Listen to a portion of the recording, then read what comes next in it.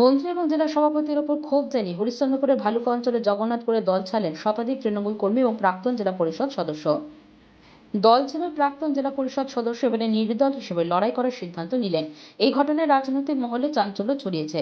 হরিশ্চন্দ্রপুরে বিভিন্ন অঞ্চল থেকে শাসক দলের টিকিট না পেয়ে একের পর এক পদাধিকারীদের দল ছাড়ার ঘটনা সামনে আসছে। দলীয় নেতৃত্বের বিরুদ্ধে ক্ষোভ দেখাচ্ছেন হরিশ্চন্দ্রপুরের শাসক দলের কর্মী সমর্থকরা। দলের একাংশ অভিযোগ করছেন, টাকা পয়সার বিনিময়ে এবছর পঞ্চায়েত নির্বাচনে অযোগ্য প্রার্থীদের টিকিট দিয়েছে দল, তাই এবার তারা নির্দল হিসেবে লড়াই করছেন। এদিন হরিশ্চন্দ্রপুরে ভালুকা জগন্নাথপুর এলাকায় জেলা পরিষদের প্রাক্তন সদস্য সাবিনা পারভিনের নেতৃত্বে প্রায় শতাধিক কর্মী নির্দলে যোগদান করলেন। তারা জানালেন, সক্রিয়ভাবে এলাকায় তৃণমূল কংগ্রেস করেও কোনো মূল্য পাননি, তাই নির্দল হিসেবে লড়াই করবেন। মানুষ তাদের পাশে রয়েছে বলে জানান সাবিনা পারভিন। স্থানীয় কর্মীদের বক্তব্য, তৃণমূল এলাকায় কোনো কাজ করেনি, এলাকায় তারা তোলাবাজি করেছে, এবার নির্বাচনে তারা এলাকায় ভোট পাবেন না। আমি মালদা জেলা হরিশ্চন্দ্রপুর 17 নম্বর আসন থেকে বলছি। কি ছাপ থেকে নির্দল প্রার্থী সারা কেমন পাচ্ছেন মানুষের? জনগণের সারা খুব ভালো আছে এবং জনগণের ভালোবাসা পাচ্ছি। আমরা চাইছি এরা এগিয়ে যাবো এবং জনগণের সারা ভালো পেয়েছে। প্রচার কবে থেকে শুরু করলেন? অফিসে জানতে শুরু করলাম।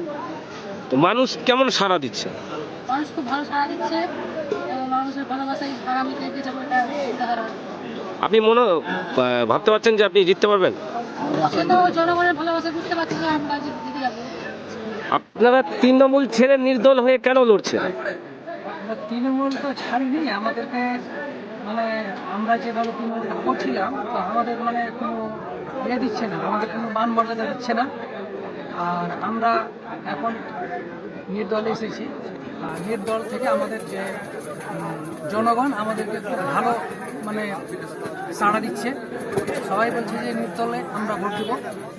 নির্দল থেকে আমাদের 17 নম্বর সিটে সাবানা পারভিন সাড়া খুব ভালো আছে। আমরা প্রচার শুরু করেছি।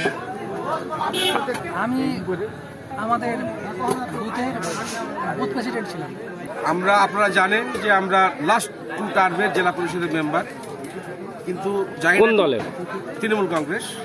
এবং জানি না কোন অজ্ঞাত কারণে আমাদেরকে এবার টিকিট দেওয়া হয়নি এবং কোনো নামও জেলা থেকে কোনো ফাইনালি কোনো প্রার্থীর লিস্টও প্রকাশ করা হয়নি। আমরা কোনো কিছু বুঝতে না পেরে, যদি পার্টির কোনো ইনস্ট্রাকশন আছে এই কথা ভেবে নমিনেশন করেছিলাম, কিন্তু আমার কাছে নমিনেশন উইথড্র প্রত্যাহারের কোনো নির্দেশ আসেনি বা আমাকে কোনো সিম্বলে দেওয়া হয়নি। শেষ পর্যন্ত আমার যেটা চিহ্ন আমি সিলেকশন গতকালকে দিয়েছি সেটা হলো ট্র্যাক্টর চিহ্ন।